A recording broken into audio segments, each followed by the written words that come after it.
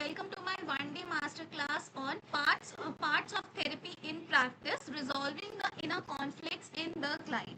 So I am Riya Purania. I am the therapist and the founder of the Psychicc Mantraa, and I have completed my master's in counseling and family therapy. Along with that, I am a career coach, NLP master practitioner, mental health coach, and expert in psychological first aid, women empowerment coach, and a parent coach. So basically, I work with the children, adolescents, adults, couples, families, geriatric client, LGBTQ community, and even in the group therapy sessions. I got 2 awards in this field as I am practicing in this field for past 3 years. So these are the 2 awards that I got in this field.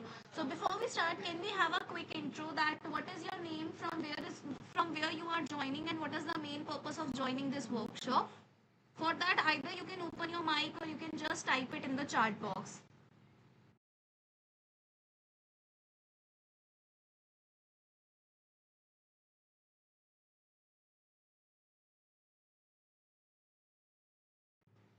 Anyone who want to introduce themselves?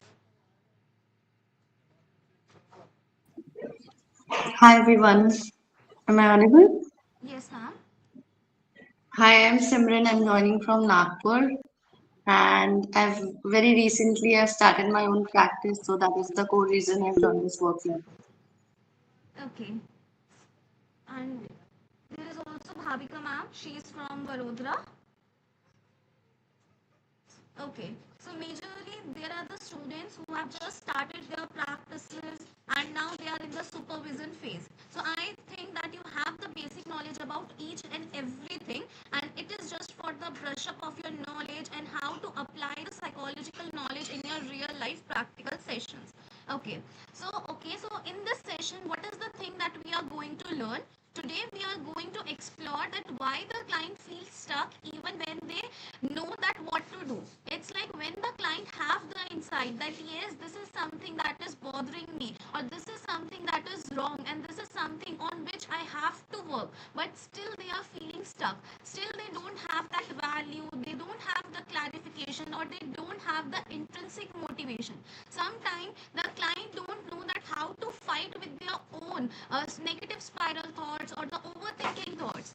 Okay, and sometimes they cannot interpret it. They say that I know but I can't do this thing, and as an internal conflict, not as an confusion. So it's like they want to do the things, but from the inside they don't have any intrinsic motivation. They don't have that power that how to break that loop, how to move forward. Even if you taught them the different techniques like the cognitive restructuring and different art based therapy techniques, still they feel like that this is something that is being forced. They are unable to internalize that thing. There is a cognitive dissonance in the client. So in this workshop, we normally going to learn about that what are the different parts that are going inside the client, and how to spot the conflict that is going inside them. Also, we are going to review some CBT, REBT, art therapy, and even the dissolve therapy techniques that can help you out to understand that what are the inner conflicts of the client are and how to resolve them in the real life practical sessions. And also you will leave with some powerful tools so that you can use them immediately in your therapy sessions. Okay, so first thing, that what are the internal conflicts?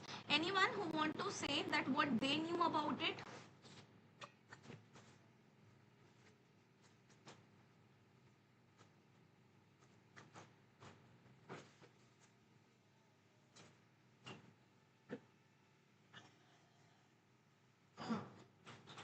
Anyone? That what do you understand by the inner conflicts?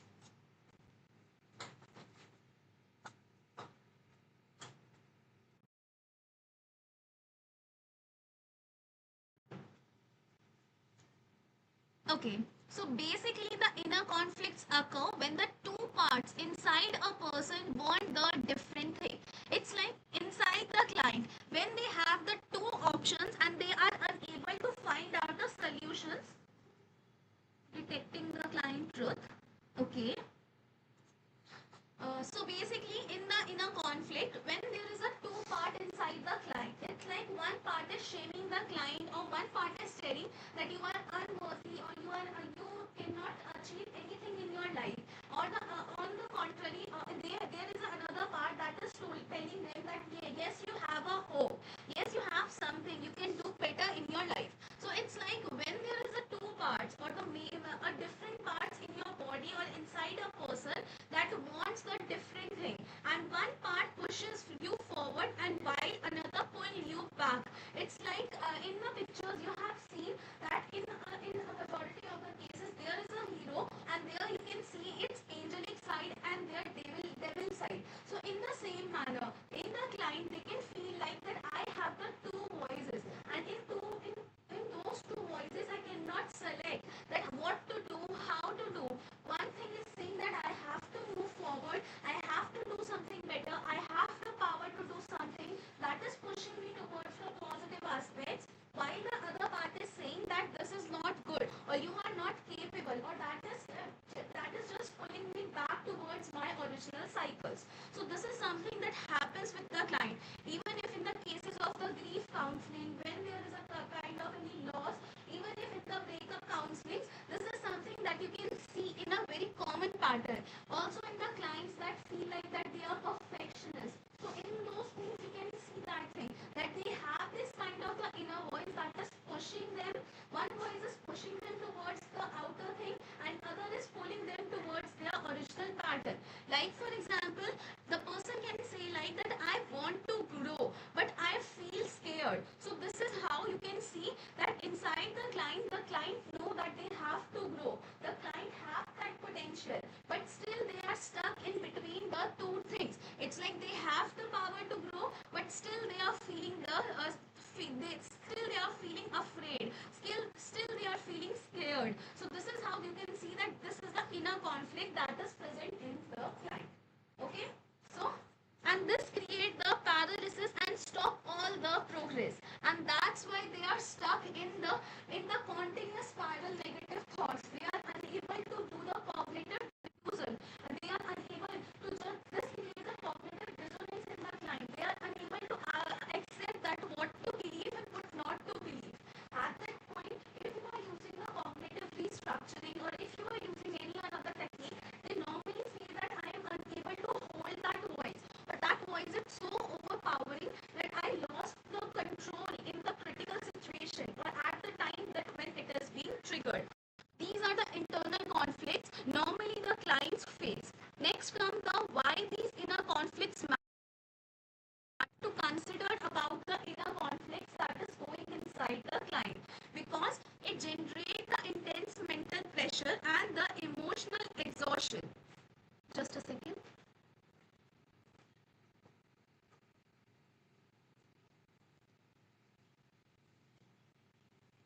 Okay, so basically it generates the intense mental pressure and the emotional exhaustion. Sometimes because of this inner conflict, the client has the sleeping issues. The client is unable to focus on the present moment. They have the overthinking kind of a tendency. They feel like that I am emotionally drained. They have like the burnout kind of a situation.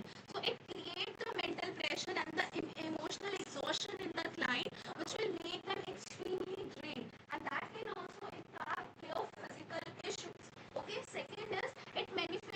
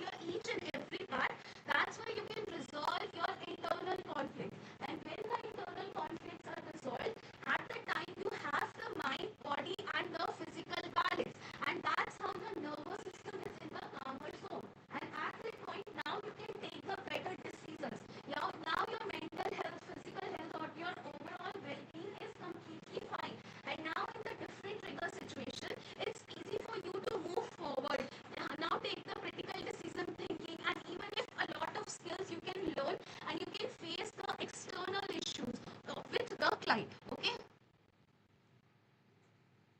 Okay, I will try to be a little bit slow. Okay. Otherwise, is it clear that what is the internal conflict and why the internal conflict matter? Is it clear? Just give me a thumbs up if it is.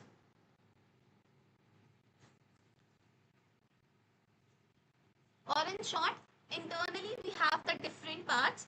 Different parts has their different voices. When we don't understand each and every part, or when we don't have these kind of the awareness, it can create the mental pressure or the emotional exhaustion to us, and that's why we feel very confused. Instead of having the clarity and the insight about the issue, we cannot take the step. It will not create the hope or the intrinsic motivation in us so that we can move forward. It's like we know that what we want, how we can achieve that thing, but still we feel like confused. It will just feel like a bondage to us, that how to move forward. Okay, so that's why we have to understand this thing in the client. So what happened if you ignored all of these things? So if this is ignored, if the inner conflicts are ignored in the client, if they do not vanish, they can grow stronger. And that's why the perfectionism kind of the thing you can see, the inner critique kind of the things you can see, the shame, the guilt, each and everything can be multiplied by the thousand of the time. Okay, so this is something that can happen if you are not working with the internal conflict. So that's why with a lot of the client who have the partial insight or the insight about the issue, they are unable to be healed because their inner conflicts are not sorted, and that could be lead towards the deep anxiety, because it can cause the self doubt, it can cause the persistent procrastination, it can overwhelm the client, and that's why their emotional, physical, and the mental health can be impacted by all of these things. And client may feel like that I am lost, I am disconnected from their own self, and that's why there is no body awareness in the client, there is no emotional awareness in the client, and still they cannot sometimes they cannot feel their own touch. They don't like that thing because they are disconnected from their own self, and that's why they still lost about their own self love. They just lost their own values. What are the things they love, what are the things that they want to do? So the client lost each and everything about their own self if their inner conflicts are not being resolved. Next is what we avoid or ignore often end up in controlling us. So it's like if you are avoiding or ignoring the few part, it will end up in controlling us. It's like in a lot of the clients, especially in the anger management, when you talk to them, their anger spoke in such a strong manner that they lost the control on their anger, and they can become very volatile. And because of that thing, you can see that there are the different scenarios. Or the conclusions are completely different. They don't want to do that thing, but they don't know that how to control their inner conflict, how to control the voices that is going inside them, and because of that, their repercussions are so much vast that they cannot control. So these are the things that can happen if the inner conflicts of the client are not stopped, or if you as a therapist are unable to resolve the conflicts of the client. Next is that what are the parts? So we understand that inside us there are the 2 to 3 parts that has the different things, or they have the different values. They want us the different things, and that's why there is a conflict. And because of that thing, now we have a inner conflicts. So now what are these different parts? What are these parts are exactly? So basically the mind is the dynamic system of the different sub-personality. So common parts include are the inner critique, inner child, or the achiever. Metaphor is, you can think of it like that as a classroom where students are speaking at once. So as you can see that you are a teacher and there are the different students. So same like this, inside your mind there are the sub-personality, or you can feel it like in the movie of the Inside Out, where you can see the different emotions as the different person. So same in that way, these are the common parts that are present, or these are the sub personalities in your mind as a student. If everyone is speaking at the same time, then as a teacher it's unable for you to understand that what exactly the each parts want, and that can create a chaos inside the classroom.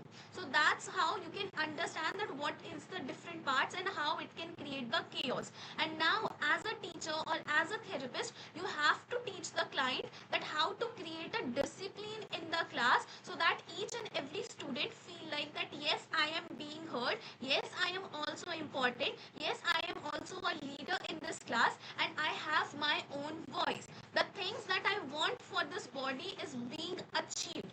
So that's why without a calm leader, the system feels chaotic. So that's why you have to create this leader, and this leader is the client, and you have to make sure, or you have to teach the client that how he or she can become the leader of this class.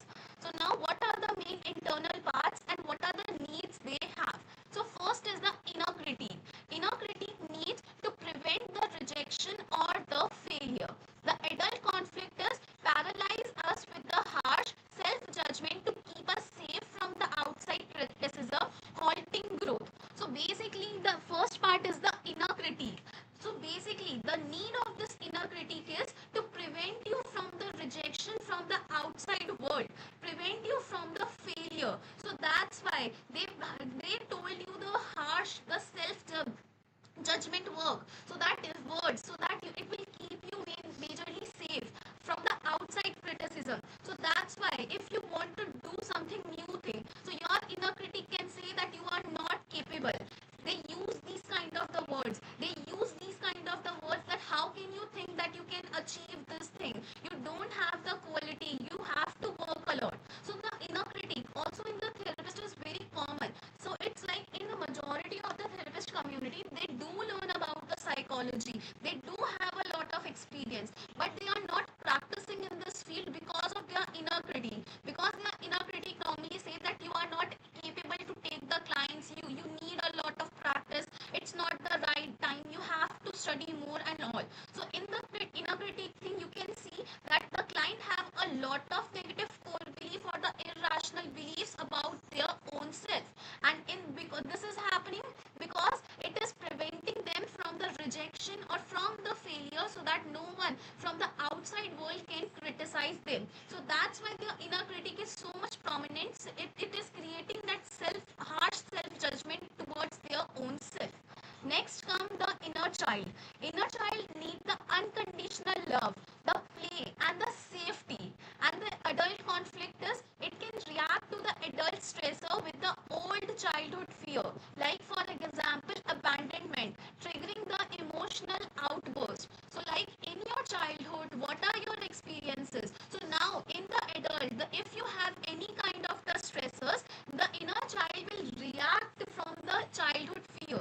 It's like in your childhood, if you were abandoned at any point, in your current relationship, if you have that kind of a stressor, your inner child will show that thing or trigger that emotional outburst, and that's why there are a lot of issues in the client's life. Like for example, in the couple counseling, you can see that in the childhood, the client is being neglected or the client has a fear of abandon because of the parental conditioning. So now in the current relationships, because of their inner child, because it is not being healed, now there is a lot of issues in their attachment style, and that's why in their couple line it is impacting its couple dynamics and the attachment issues in the current scenarios. So at the time, because the inner child need the unconditional love, the play and the safety, this is being missed, and that's why this adult conflict is being impacted, and that's why you can feel the inner conflict in the client.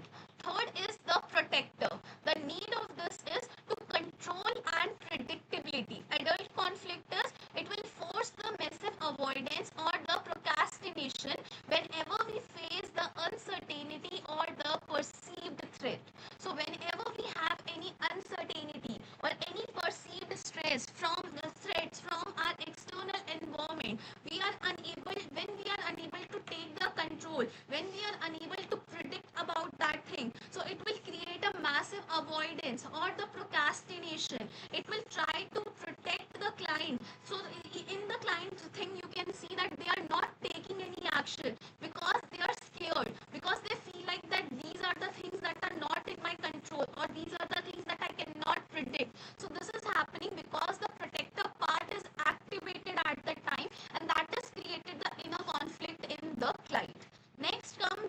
achiever.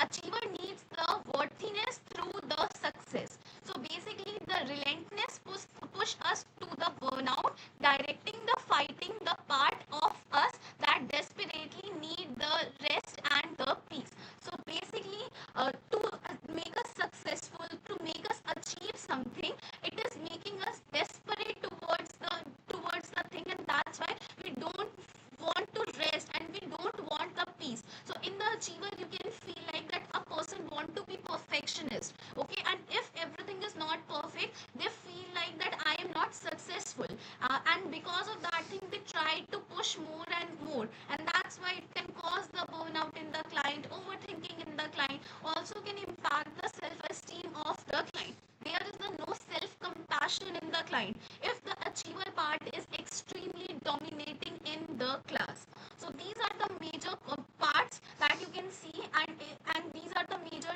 needs the clients have. Okay, so is it clear? Any doubts till now? Is it clear?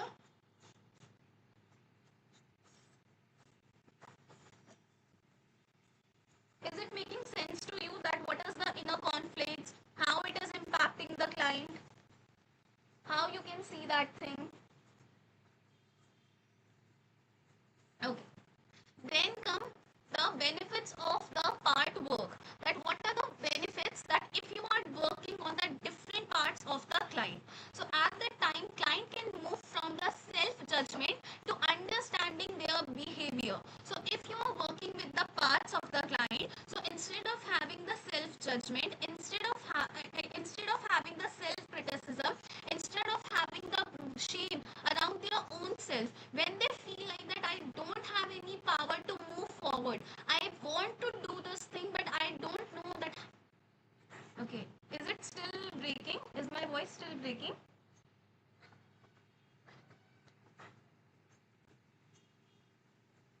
Just a second, sir.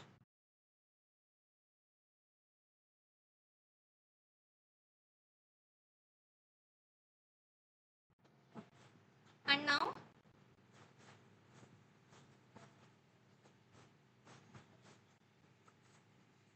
And now is it okay?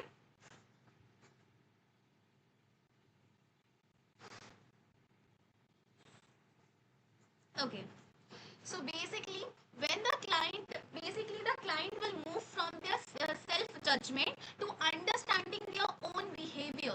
So you are teaching them that how to feel gratitude towards their own self, how to have the self compassion towards their own self, to understand that what is their behavior, how they are reacting in the different situation, and at that point how they can break that habit or break that loop to change their life outcome. Second is significantly reduces the guilt and builds the internal clarity. So when you are working with your different parts, when you are working with the needs of the different part, so it will automatically reduce the guilt. So it's like if I have a guilt that I am not 100% scorer, or I have a guilt that I cannot do anything in my life. Okay, so if I have a guilt around all of these things, so at that time when I understand each and everything about these things, when the self compassion is being created, then automatically the guilt around these things will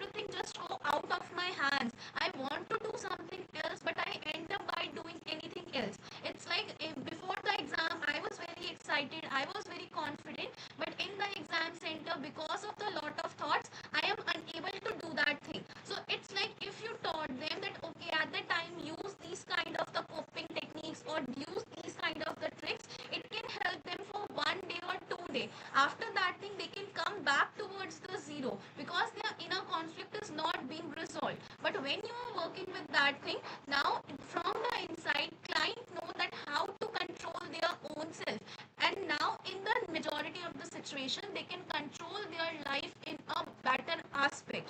So this is the main benefits if you are working with the inner conflicts of the client. Now next is that how to spot the conflict, how to spot that whether the client have these kind of the inner conflicts or not. So basically conflicts hide in the language. If your client is using these kind of the statements during the time of the case history or during the time of the normal speaking, is that I want to, but so if they are telling that they want to, but still there is something they cannot do, or I feel stuck, or I cannot see any hope in my life, or I feel like that I am at a I have the two personality kind of things, and two, or I have the two kind of the aura. It's like I can be introvert and the extrovert at the same time. I don't know, I want to go out, but still I want to get inside my home. So it's at this point you can see that yes, there is a conflict inside the client. It is not just about the external triggers, it is not just about the external issues. Now at that point, you have to work with the inner conflicts of the client. You have to work with the different parts of the client. You have to create a boundaries for each and everything. You have to work with the mind body connection of the client, so that you can resolve each and everything in the client, so that you can work basically on the root problem of the client instead of the surface level, and that can uplift your therapy sessions by 10 times. Okay, next thing is listen for the polarization and the persistent avoidant behavior. So it's like after having 2 sessions or 3 sessions, listen that what are the polarization thoughts or what are the avoidance behavior the client is using again and again. What are the statements they are using again and again? What are the things they are doing again and again? So this can also help you out to understand the client in a better format, and can help you to understand that is the problems the client is facing, is it something that is coming from the current issue, or is there something that is coming from their predisposing factors. This will help you to understand all of those things. Now you can understand them in a better format. This will help you to understand that whether they have the internal conflicts or not. So therapist power questions are that what does one part want? So this is something that you can understand, that if they are doing this kind of the avoidant behavior, you can even ask the client that what does this one part want from you, and what does the client want at this time. Even if they are showing, like if they are not doing any kind of the homeworks that you have given to them, so now you can ask them that what this one part wants from you. If they are saying that I am feeling stuck, so you can ask them that okay, if there is one part inside you that want and because of that you are feeling that you are stuck, so right now if that part can speak, so what is the one thing that want? So this is something you can understand, that what is the primary needs that that particular part want. Next is that what is the other part afraid of. So it's like I want to, but so it's like you can ask that the another part, because of that you have this kind of the but, what is that part is afraid of? What do you think at that time you need at that time? What are the things we can do at that time? How that need can be fulfilled in you? So this is how you can identify the conflicts. You can understand that what that particular part want and what that particular part is afraid of. So now when you have this kind of the knowledge, so you can work on the core or the root problem of the client, and when the root problem is being resolved, then the other underlying issues, like for example if the client have the overthinking, a lot of the overthinking, but when this root problem is being resolved, so automatically the overthinking things is already completed. Also because of that, if they are extremely anxious, that is also being reduced. That's how you can work with the different parts. If you are working with the root problems, now you are pushing the the self-compassion and the holistic wellness in the client. Okay, is it clear? Any doubts?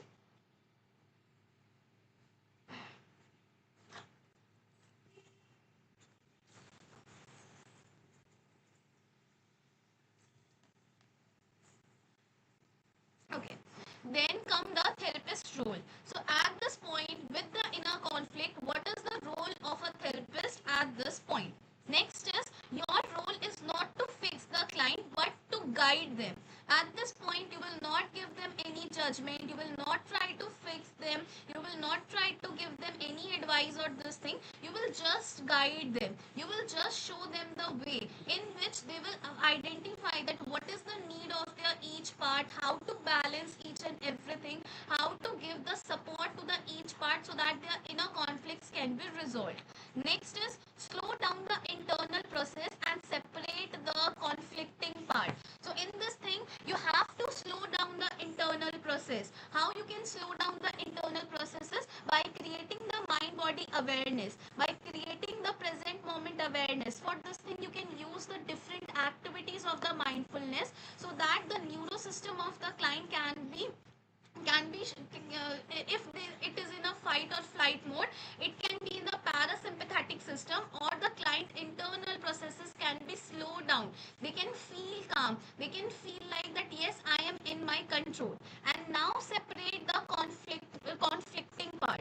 So in the Giselle therapy, what we do in this thing, we work on the overall personality of the client, in which we separate those parts from the client so that they can have a proper conversation with them. So in this thing, you can understand that why we use the empty chair techniques. So this is thing that they can do.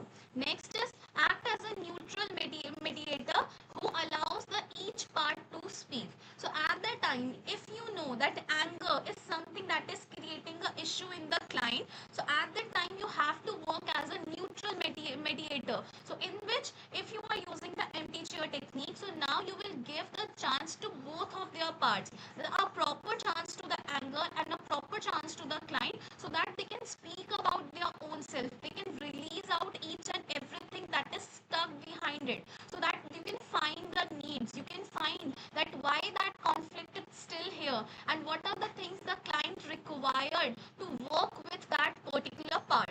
Next is, cultivate the understanding and validation, not the judgment. So you don't have to judge the client, you have to cultivate the understanding that yes, I am understanding you.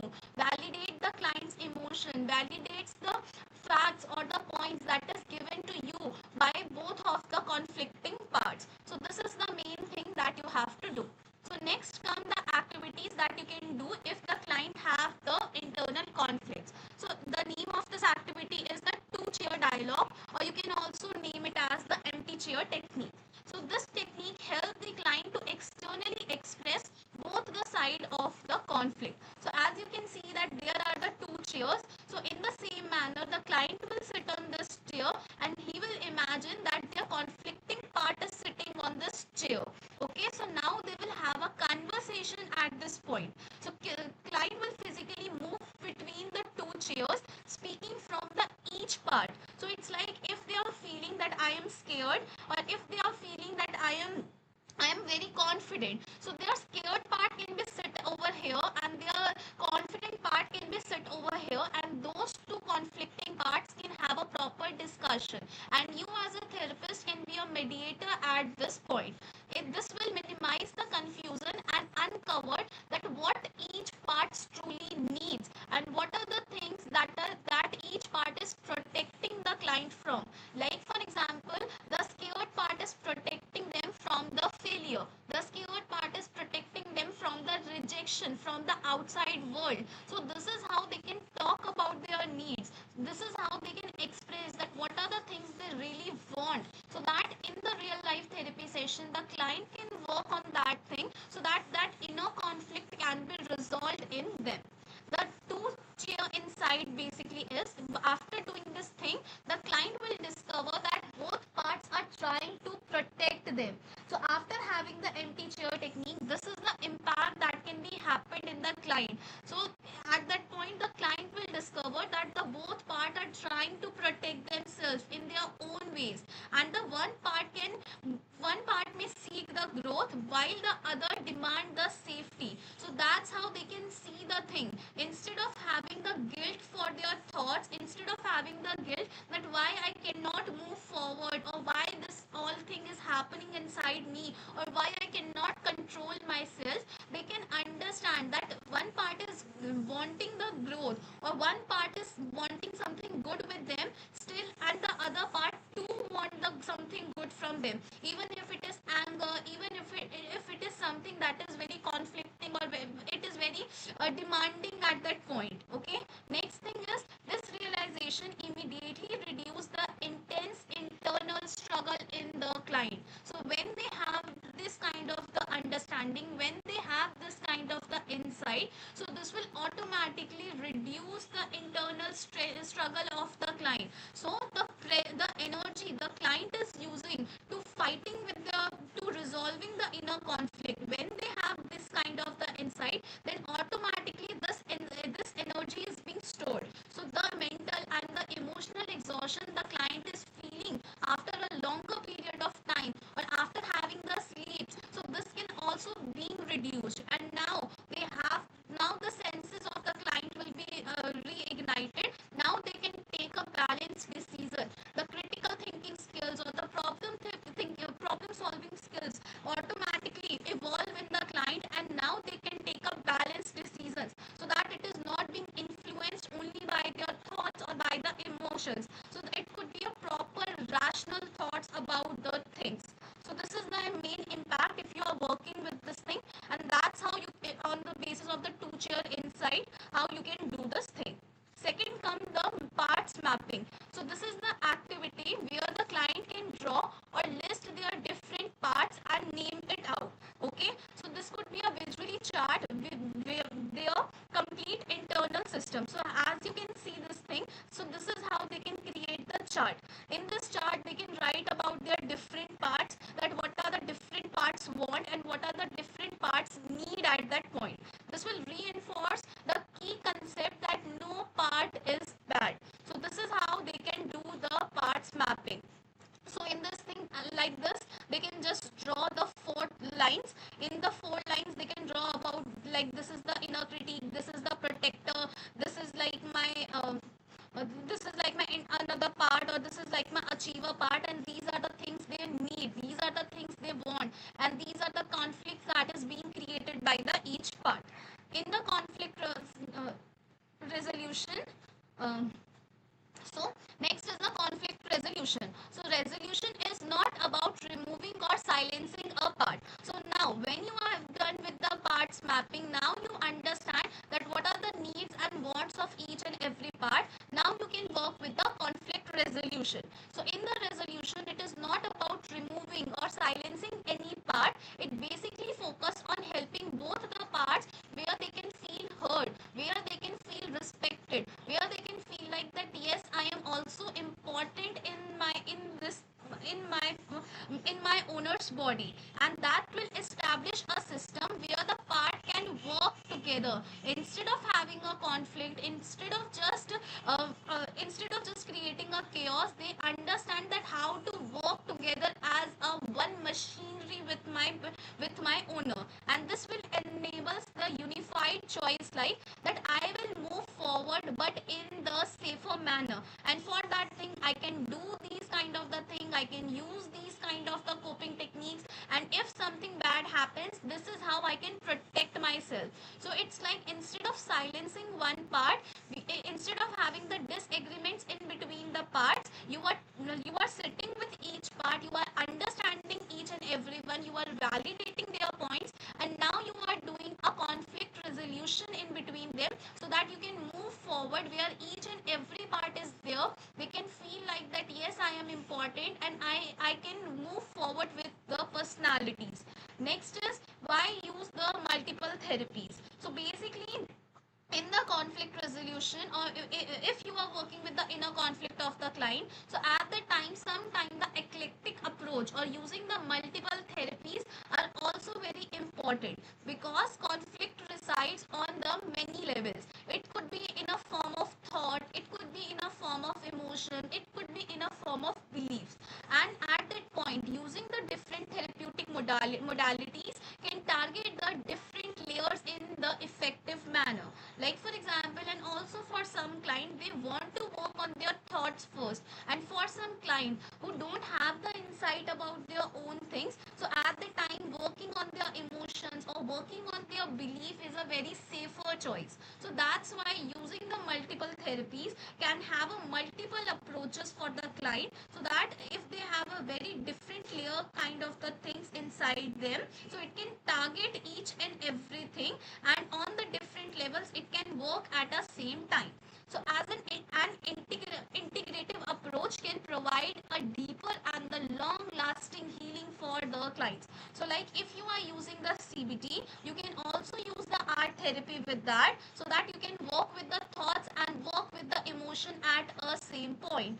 Okay, also if you are working with their core beliefs, so you can work with their core beliefs and with their emotions at a same point. Also you can use the empty chair technique or like the dissolve therapy at that point. With that thing you can blend it with the art therapy, you can blend it with the CBT, you can blend it with the another expressive art therapy, so that it can have a very deeper in the long lasting impact for the client, and they know that yes, I have the choices to make, that what are the things that I like and what are the things that are working for me. So that's why you have to use the multiple or the integrative approach for the client. So for this thing first therapy that you can use is the CBT for the inner conflict. So basically CBT targets the interaction of the thoughts, the feelings and the behaviors.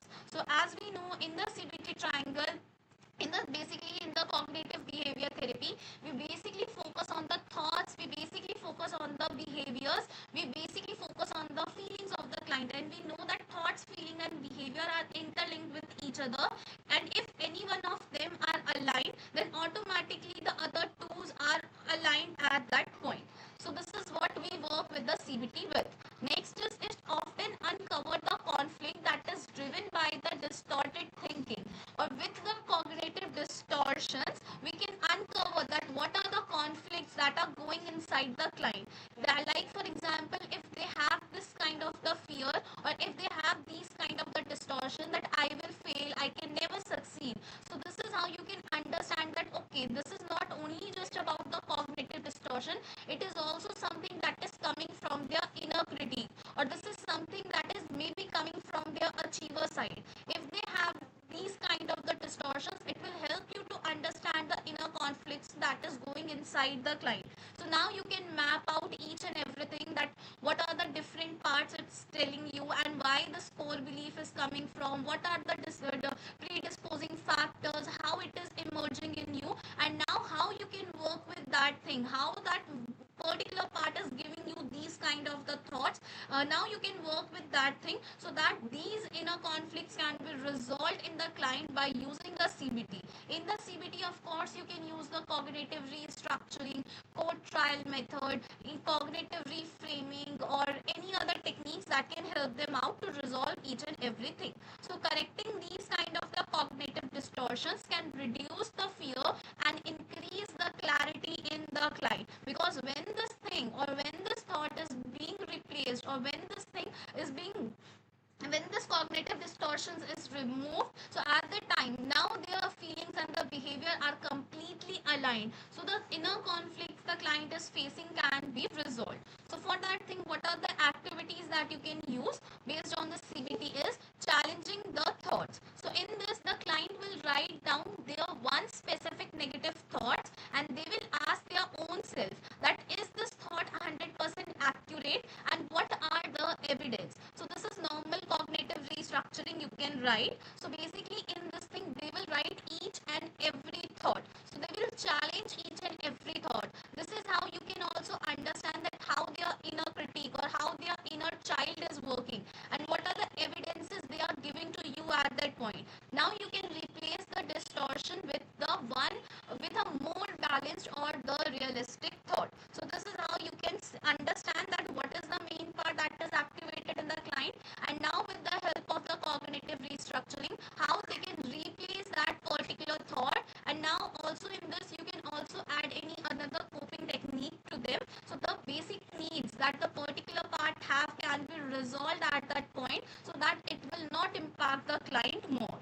Next activity is the test fears. So basically client confront their fear by taking the small or the real world actions. So sometimes, like for example, if I have a fear that I cannot take a good presentation, or I am not a good speaker, so sometimes when I will take the small actions or the real world actions, so when I will do all of these things, it's like when I will be on the stage and I will speak around it, then automatically that fear, or automatically, or because of this exposure, automatically the fears, or automatically the thoughts, or automatically the conflict that is created by that part is being resolved. So this is also something that you can do with the client, in which they will do the proper they will use in this thing, these experiment prove that that the fear catastrophe rarely occurs. So sometimes when they have these kind of the thoughts that everything in the future will be bad, or everything I can do is only is the bad. So at the time, working with their thoughts, of giving them the little bit exposure around it, can resolve their fear parts. They can see that that is not the accurate thing. So this will break the cycle of the avoidance behavior. So with this behavioral rehearsal, it can help them out to work with their beliefs, to resolve the conflicts that they have from their internal self. So is it clear till now? Any doubts? Ma'am, the last one is not clear for me. Can you please little bit repeat that? Okay. So in the test fear is simply like this. Like for example, I have a fear that I am not a good speaker, and if I speak, then I will be a completely failure, or maybe everyone laugh at me. So in the test fear, what you can do is you can ask the client, you can ask the client that in the cafeteria or in the school canteen or something like this, they can just go in a group of 2 to 3 people, where they have to give a speech for 2 to 3 minutes. So at this point, instead of working with their thoughts, or instead of just waiting for a time where they can face their fear, we are giving them the real world actions. We are giving them the real exposure, so that they can test the fear they have, are they true or not. Okay? Yeah, got it, got it. Thank you so much. Welcome. Any other doubts? Anything that is not clear? Just a second.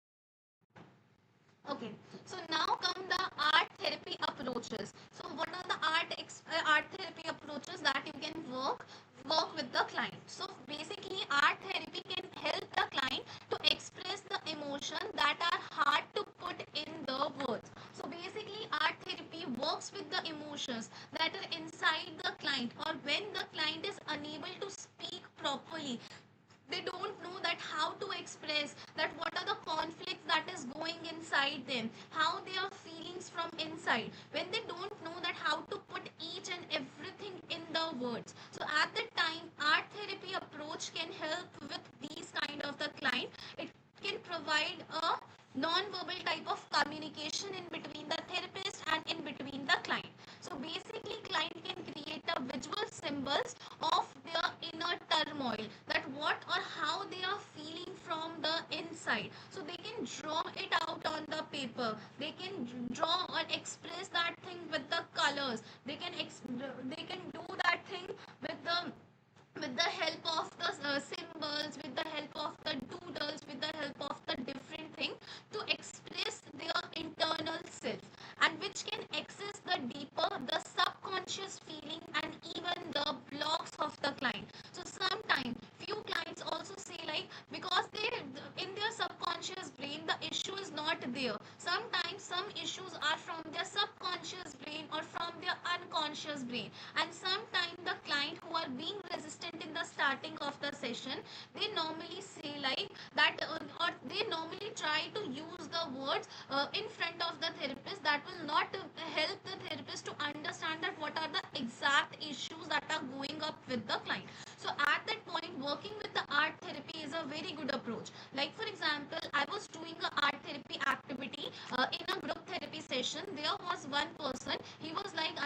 cheerful. That group therapy activity is with the psychologist, okay, or with the psychologist students, you can say. So basically there was one person, he was like that I am very cheerful, I only like the light colors, I am really happy, and I don't have any issues. Okay, so after doing 1 hour therapy, in which I asked him to visualize the colors that is inside his body. So at that point, he, after doing this activity, he was shocked. He said that also, although I do like only light colors, but in my visualization I only choose the black color or the dark colors. This is something that is very new for me also. Okay, so this is how it will surpass their present conscious mind, and it will take them towards their subconscious feeling. It will help the therapist to understand the client in the better format. So that's why you have to use the art therapy approaches. So basically the art therapy can be used with any person, whether it is child, adolescents, adults, geriatric population, or anyone. So it is a one of the best approach that basically I also use with my clients. So for the inner conflicts of the client, what are the activities that you can use is, first is the draw conflict. So in this thing, the client must draw or sculpt the both sides of the inner conflict. So what they can do is, they can take one paper, divide it into the two part. In the one part, they can draw or sculpt that how the each parts looks like. Like for example, I have a conflict with my anger. So at this point, they can draw their anger on the paper. They can create it in a form of any monster, they can create it in a form of any symbol or anything that represent their part. And now they can write out that what are the things they want to say, and what are the needs of this monster, what are the things that is making this monster strong, and what are the things that can make this monster weak, and what are the things or what are the wants and the needs of this monster. So this is how they can write about each and everything like this. And this will make the invisible internal struggle highly visible, because sometimes the client are unable to visualize that thing. Sometimes when you are using the empty chair technique, it will not help the client, because they are not able to diffuse themselves from their part, separate out that thing, and they are unable to imagine that that part is sitting in front of me. So instead of forcing the client to do that thing, now you can ask them to draw the conflict on the paper, so that they can have a physical symbol of that symbol, and now they can resolve that what are the things they have, what are the struggle they want, and now they can have a discussion around it.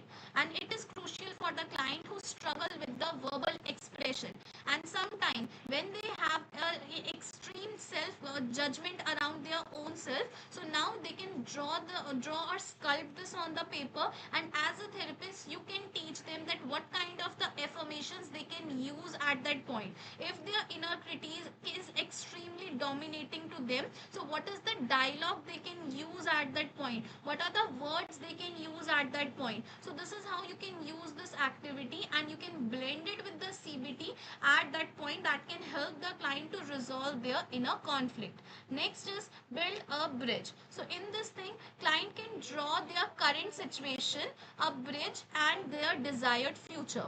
So in this thing, what they can do is, they can draw a bridge like this. Okay, anything, this is, you can assume it as a bridge.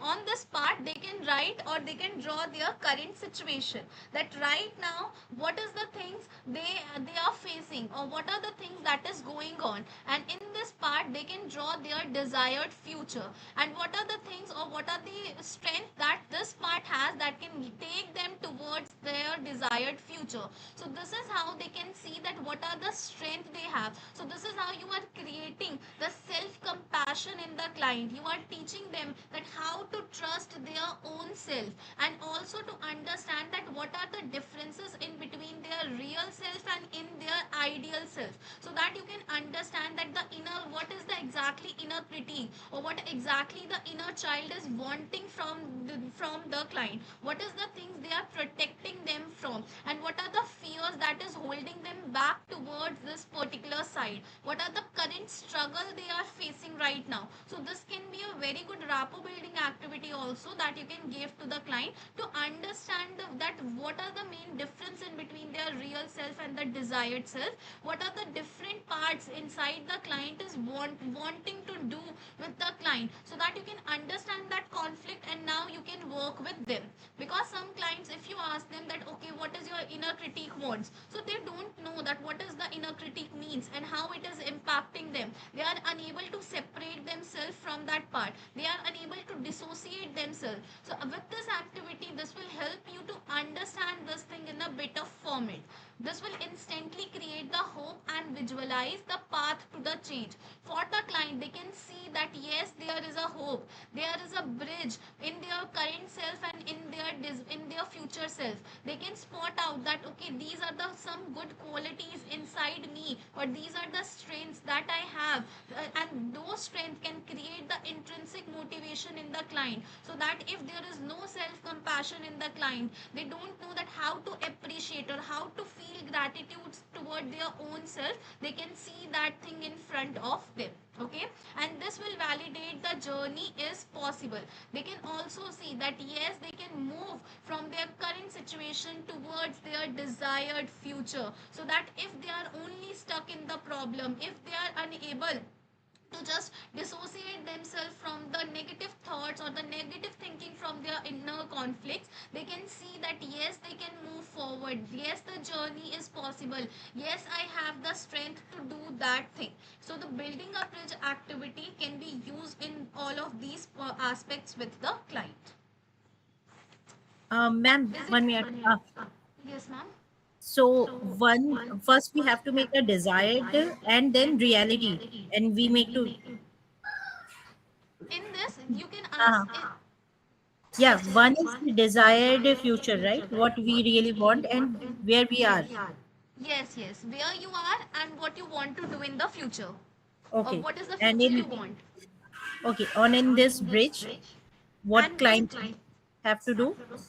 on this bridge, they will create like this will connect their current self to their desired future, so that they Mhm. can see that there is a way, there is a possibility that they can move from their current to the desired thing. Also, they can write out that what are the things they have or what are the qualities they have, they can that can move them towards this particular desired future.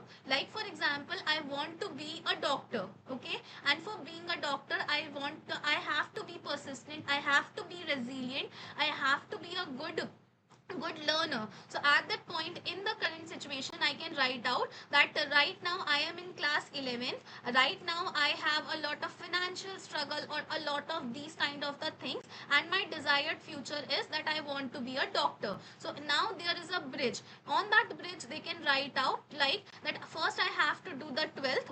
Also, they can create a path if that is not possible. So in that path or in that bridge, they can write that I am resistant, I am intellectual, or I have the critical thinking, I have the problem solving skills, and I am being very resistant, or I am very cheerful, or what are the qualities they have, so that they can see that with these qualities I can move towards my desired future. Okay, so what is their current situation, what is their desired future on the bridge, Mhm. that how they can move themselves from their current to the future self. Okay. Thank you. Okay.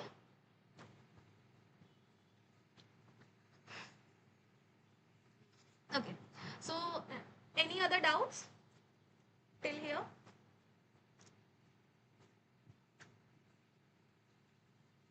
Okay. So next come the REBT approach. So REBT focus explicitly on the challenging the rigid beliefs. The rigid beliefs client hold about their own self. These uncover the internal must and shoulds. Like for example, I must be perfect, and if I am not perfect, I am not good. So you have to understand that what are the must and the should statement the client is using, and these are the rigid beliefs. So on the REBT approach, we work on this must and the should belief, and when you are working with this thing, it will reduce the internal pressure by promoting the flexible and the adaptive thinking for the client.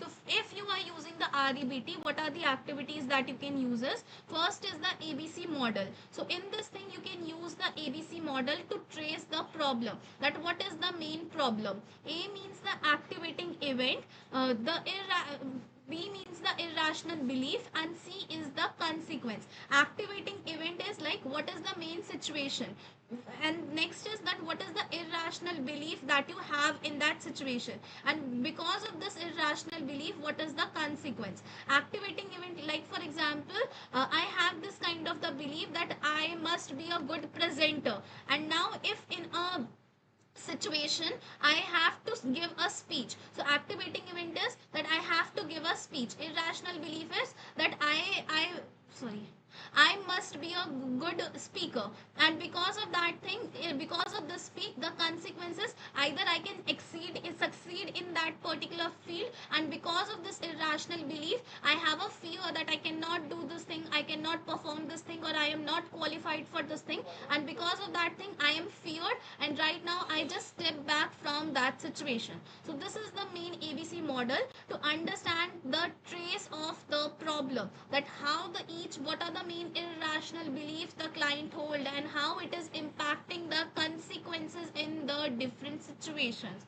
So in this thing you will powerfully dispute and changes the irrational belief. So at this point you will dispute this irrational belief, you will find that is this, you will use the Socratic questioning, you can use the thing that whether it is right, whether it is wrong, what are the alternatives to these thoughts, so that you can dispute with this thing to help the client to move forward. Next come the Gestalt approach. So in the Gestalt therapy we emphasizes on the present moment awareness. Client are guided to fully experience their emotion during the session, not just to talk about them. So in this thing we are not just talk about one particular thing, they will experience the emotions. So this will create a present moment awareness. So that's why you cannot use, in majority of the cases you cannot use the Gestalt therapy in the starting of the sessions. You can use the Gestalt therapy when you are doing the deeper work, or when the client know that how to be in the present moment, or how to control their own self. So it is highly experiential, leading to the profound emotional change. Because after using the Gestalt therapy it can create the emotional change in the client. So that's why you have to teach them that how to regulate their own nervous system and their own emotions. Okay, for this thing what are the techniques you can use is, first is the empty chair and the feeling technique. In this thing again as a two-part chair technique, this is the same thing that you can do it over here, that the empty chair Hello. techniques. Yes. Okay, so the empty chair techniques allow the dialogue with an imagined part or the person. So it's like there could be the two chair, the person will be sit on this chair, and on this another chair they will have a imagined that particular part, and that part will be sit over here. Like for example, if I have a conflict with my anger, and anger is something that is impacting my day-to-day life, or that is very dominating in me, and that is creating the inner conflict. So now I will imagine that anger is sitting on this chair, and now I will have a proper conversation with them. Also, if I am very perfectionist, so now I can think like that perfectionist thing is sitting over this thing, and now I can have a conversation with this part. So it's like staying with the feeling, it will prevent the client from escaping the difficult sensations. So at this point they can have a proper conversation. So a lot of things that are only stuck inside the client's mind, or they are unable to express out properly, they can have a proper conversation with them, so that it can create a powerful emotional release and the deep self clarity after doing this thing. Okay, next is the safe meeting room. So in this thing the client will visualize an internal safe place where all the parts are welcome. This mental sanctuary is very crucial for stabilizing the overwhelming client. So at this point what they have to do is they can visualize that there is a space where there is a very safe place, and in that place all the parts are welcome, that is sitting over there, that is having a conversation, and the client can be a observer, that from a distance they are seeing that each and every part is sitting, and now what is the main conversation that is going on, and or how they are expressing their own self. This is how the client can visualize, or client can observe each and everything. So this basically can be very crucial and stabilizing for the overwhelming client. So if you are working with the overwhelming client, so before doing this thing you have to stabilize them, and if it is feeling very overwhelming to them, so at that point you can use the 5 4 3 2 1 technique, you can use the breathing technique to stabilize them for at that moment. Next is this will instantly reduce the internal chaos and build a profound sense of calm. So if the client is feeling very distressed from the one part, it's like they have understand that okay, because of my anger part or because of my internal conflict, now these kind of the situations are going on. So with this thing you are teaching them that each and every part is in a safe zone. They can visualize this thing, they are welcoming that thing, so that instead of thinking that my part is my enemy, they can see that yes, this part is also important for me. So that's why they can profound, there is a profound sense of calmness that is being built in the client. So this is something that can happen. So it's like for example, I am very conscious with my anger, or I have a fear that if my angers come out, then everything will be just distorted, or it could be a very harmful for the people, or I am very afraid to talk to my anger. So before doing the empty chair technique, this is also something that you can do. So instead of having a fear from that part, I can have a very calm sense, I can make a peace with them. So now if I use these kind of the dissolve therapy techniques, it can have a huge impact instead of using directly the empty chair technique. So next is the hands of the two parts. So it is a body mind technique that assign the conflict part to the each hand. So it's like they can see as you have the two hands, so it's like this is a body mind technique. So in the each hand they will be assigned a conflicting part. Like for example, on the right hand, if they are unable to do a proper empty chair technique, or they are unable to visualize that thing, this is also something that you can do. They can assign this thing to their own hands. Like for example, I can assign my right hand as an anger, and I can assign the left hand as a calmness, and now they can have, now the client can physically bring the hands together as a gesture of unity. So it's like if I am saying that I want to grow but I am scared, so they can see the growth part in one hand and the scared part on the another, and now they can combine it. So this is a metaphor for them that yes, these two parts are together. So it's like if they are afraid of being scared or with the growth, they can see the unity, and it can bridge the gap between the cognitive awareness and the physical integration. So if there is no physical integration with this thing, or it's like on the visually level, or the imaginary level, they are able to resolve the inner conflict, but they are unable to internalize these things. They are from their body, they feel like that this is not something that is going on, or this is something that I am pressurizing myself. So hand of two part is also something that you can do with the client. Next activity is the because map. So this activity maps that how the belief, emotion and behavior connect to each other, forces the client to confront that why they do and what they do. So in this thing they will map out that what is the belief, what are the beliefs that they have if they are doing any actions, what are the emotions they are feeling, what are the behaviors, and how that is connecting to a conflict. So it's like when they have any conflict, they have to map out their belief, emotions and behavior at that point, and now forces the client to confront that why they do and what they do. So now the client will confront their beliefs, their emotions and behavior, that why they do this thing, that why I have this kind of the belief, what is the main incident that from that thing I have this belief. Like for example, in my current scenarios, maybe I have a fear of abandonment. So why do I have this thing, like what is the main incident from where this thing is coming from. Like for example, I can say that in my class 5th or in my class 4th, I was sitting in the chair, I was all alone in my classroom,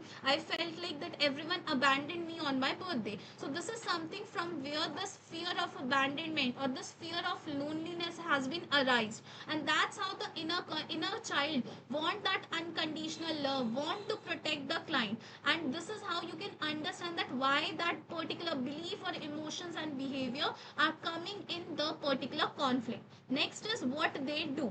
So why they do this thing, what they want at that point and what they do at that point. It's like because of the fear of abandonment, what are the things I am doing. So it's like what are the behaviors you are doing, and behind that behavior what is the motive you hold.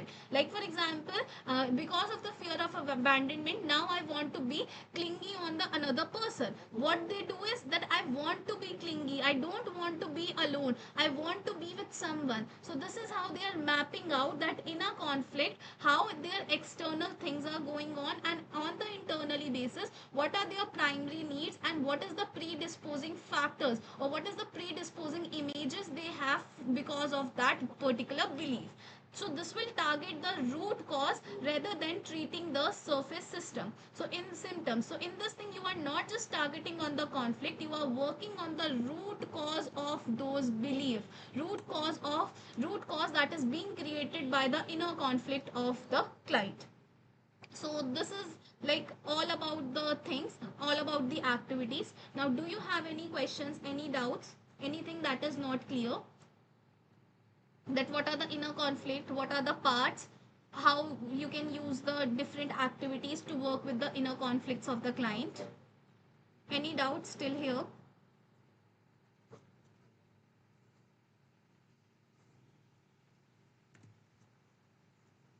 Any questions?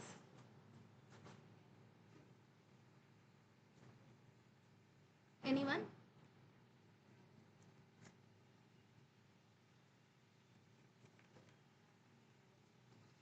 Okay. So, to understand it in a better format, so this is a case discussion. The case discussion of a procrastinating entrepreneur. So, the client name is Sarah. She is 30 years old. She desperately wants to launch her own design business. The chief complaint is she has a severe paralysis and the self-sabotage whenever she sits down to work. Internal tug of war is an energetic achiever part that push hard for the independence while she is quiet, and the protector part is utterly terrified that the business will fall and she will be judged. So this is something that is going on, that she wants to launch a business, but because of the self sabotage thing she is unable to do this thing. Okay, and internally there is a achiever part that is forcing her to be independent while she is being quiet because of the protector part, because she is being utterly terrified that she will be failed and she will be judged when she will launch her own business. So now these are the two questions for which you have to answer is that how would you help the Sarah to identify these two specific parts, and which integrative activities from where you will start with and why. It's like what activity you will use with her. So just think it for 2 minutes, and either you can type it in the chat box, or you can just open your mic and speak that what is the how you can teach her and what is the activity you will start with.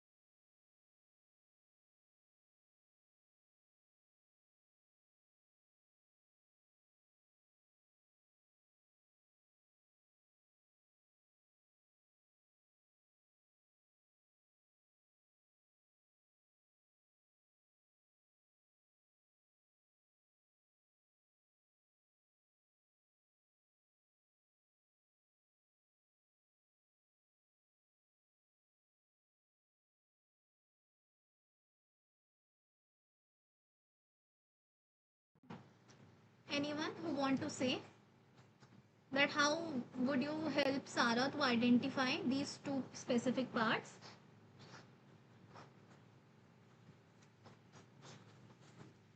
There is no right, no wrong. You can try.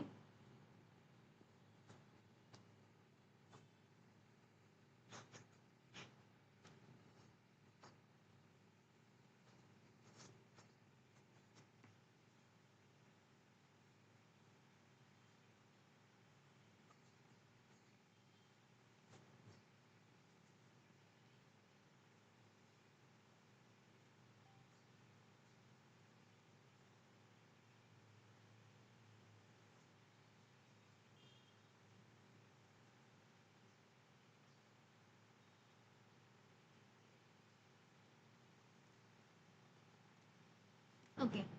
So basically, you can start with the identification.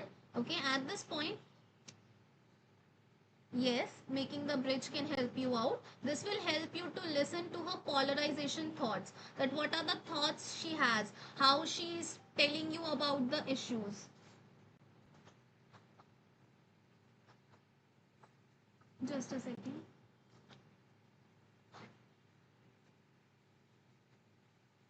Okay. So what are the thoughts she has? Okay.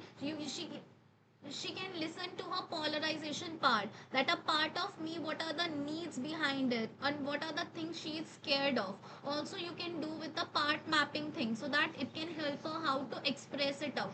Also you can use the different art based activities that she can draw it out to express that internally or the emotionally level how she is feeling. And also you can do the ABC thought record sheets to understand that what are the beliefs, and in the different conflict scenarios what are the core beliefs or the cognitive distortions of the client are. So these are the things that can help you as a therapist to understand the client properly, and even if give an insight to the client to understand it properly. For this thing you can also ask that how do you feel about your scared feeling, to bypass the intellectualization, because client can have a lot of thoughts around the things, they will try to protect or defend their own self. So this is these kind of the questions can help you out with the client. Okay, just a second.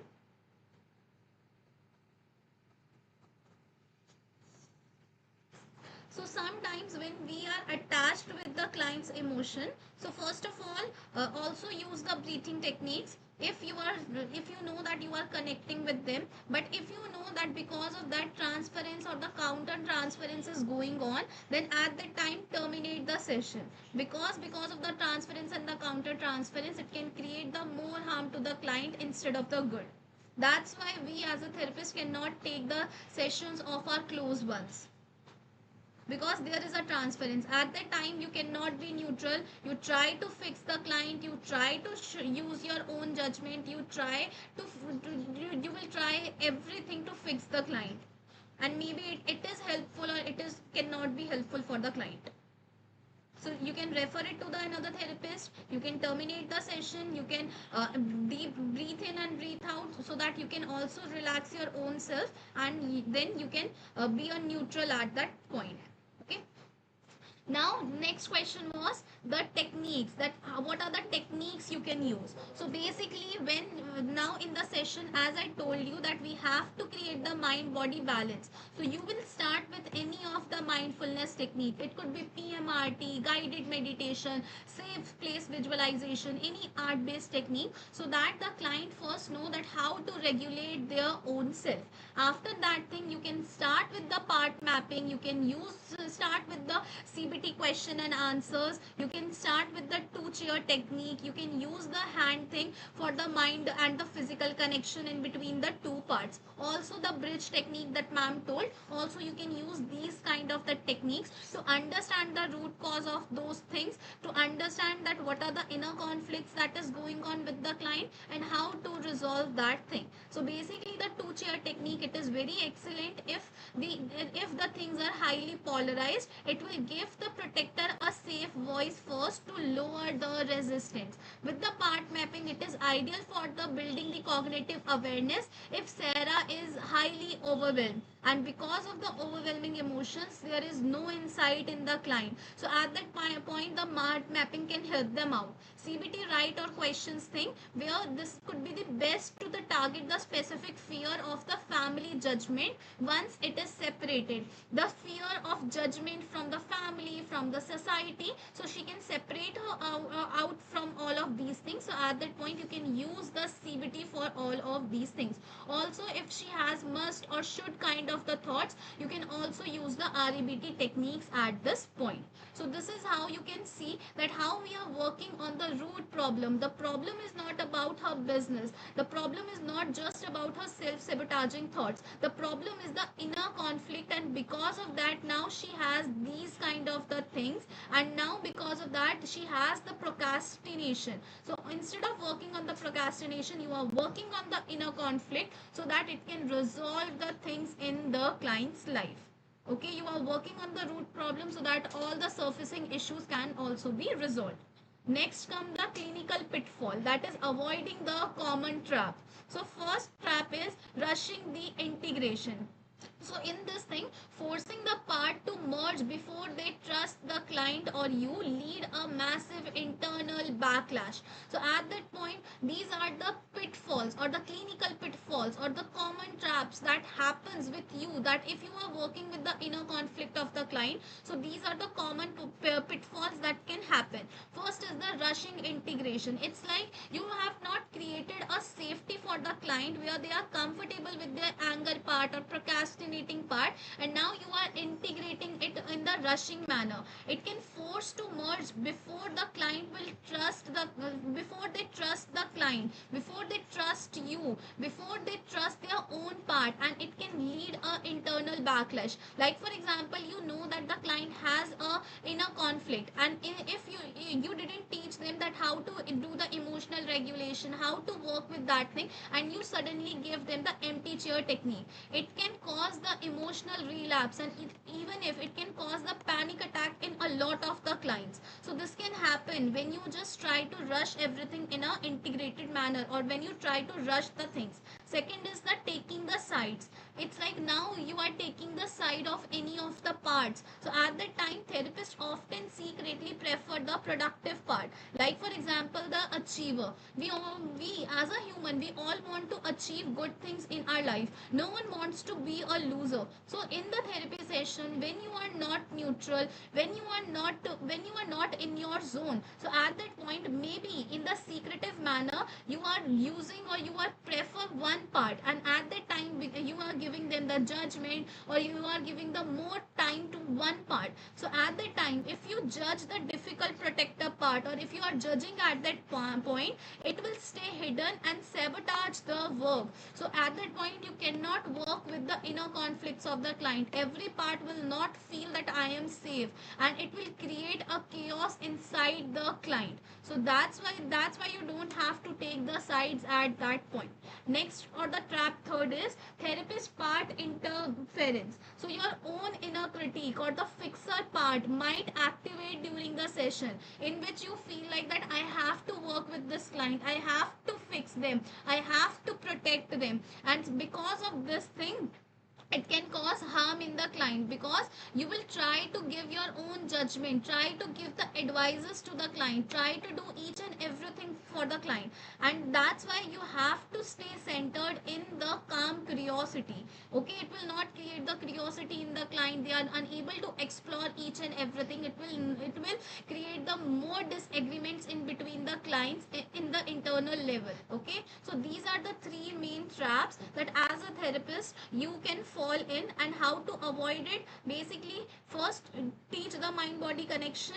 If you are rushing the integration, instead of rushing the integration, start with the or take a proper time with them. Instead of taking sides, you have to be neutral. Instead of the your inner part interference, if that is going on, if you are unable to be calm, if you are unable to be neutral, try to terminate the session or shift that session towards the next therapist, because you can cause more harm down to the client, then helping them out. So this is all about the today's workshop. These are the closing thoughts, that the inner conflict is not the actual problem. The actual problem is the lack of understanding. Real healing begins the moment when the internal parts stop fighting and start respecting each other. So you now possess the simple powerful tools to guide your client, like for example the empty chair technique in the smallest manner, the CBT techniques, REBT techniques, and the art therapy techniques that you can use with them. So this will help you and your client to move from the confusion to the clarity, and from the struggle to the self confidence, so that it can create a self compassion in the client. You can work with the schema of the client, and when their self compassion, when their schema is being when their schema is being restored, then automatically a lot of things or the internal issues are being resolved. And when the client know, or from the internally, when the client is confident, or when the client know that how to take the stand, now they have the power to focus, now they have the power to face all the external triggers, to face all the external challenges that is coming on. So this is what all about the today's workshop. So now you can tell me if you have any doubts, any question till here or in this workshop. Anything that is not clear? Do you like this workshop, or anything that you want me to change in the upcoming sessions?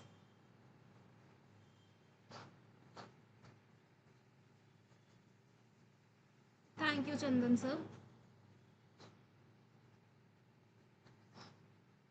Okay. So basically we are coming up with the two another programs. If you like my teaching style, so these are the two programs that I am taking. First is starting from the tomorrow. It is on the premarital counseling, that how to, in this thing you will understand the foundation of the session, how to take the sessions in the real life scenarios, what are the structured assessments you can take at that point, what are the interventions to take, how to plan your proper 8 sessions with the client. So these are the all things that I am going to teach you in the foundation mastering premarital counseling. So in this is a proper practical relationship preparation, that if there is any couple who want to explore that whether we are a good match for each other or not, so at that point this can help you out. Okay, so basically the original price of this program is 2300, but we are running a early bird discount, so till today it is only 700. If anyone of you want to join this, you can join. Otherwise, on the next upcoming Monday and Tuesday, that is on 6th and 7th April, I am taking a proper 2-day training program on the empty chair technique, that how to use the empty chair technique in the real life scenario, when it is work, how to use it, when to use it, when not to use it, what are the other modifications according to the client's need, according to the different age groups, how you can do that thing, what is the exact statements you have to use at that point, if there is any relapse, how to work with them, how to work with their past experiencing with the emotional flooding, what is a proper structured that you can use for the empty chair thing. So if you are interested in this, the original price is 1139, but the discounted price or the early bird price is only 400 rupees. That is valid till 4th of the April. If any one of you want to enroll in this, can also enroll in this. Otherwise, we are coming up with two another free workshops. That is on the motivational interviewing. That will be on the next Wednesday. Just a sec. So basically on the motivational interviewing, that will be on the next Wednesday, again at the 5 p.m. It is free to attend, but if you need the certificate and the resources, that is for rupees 149. And the other one is on the parent burnout. It is by a RCI licensed special educator. So basically it's on the parent burnout and the self care. So if you have any neurodiverse student, if you have a difficulties in the raising the special children, or if you are working with the if you are working as a special educator in the different therapy sessions, so how you can work with the parents, how you can teach them if they have these kind of the burnout. So this session will be taken on this Sunday, at 4 p.m. by a RCA licensed special educator in Hindi. This is also free to attend, but if you need the certificate and the resources, it's for rupees 129 only. So this is all about this workshop. This is all about from my end. Now, do you have any questions, any doubts? So thank you everyone for being here. I hope everything is clear. I tried to make this workshop little bit engaging. I hope you learn something new that can help you out in your day-to-day life sessions. So with this thing, thank you everyone. See you guys in any of our upcoming programs. So if any one of you also want to enroll, you can contact me on this number and you can join any of these things. Okay. So thank you everyone. See you guys in the upcoming sessions. If you have any doubts, you can ask. Otherwise, you can start leaving.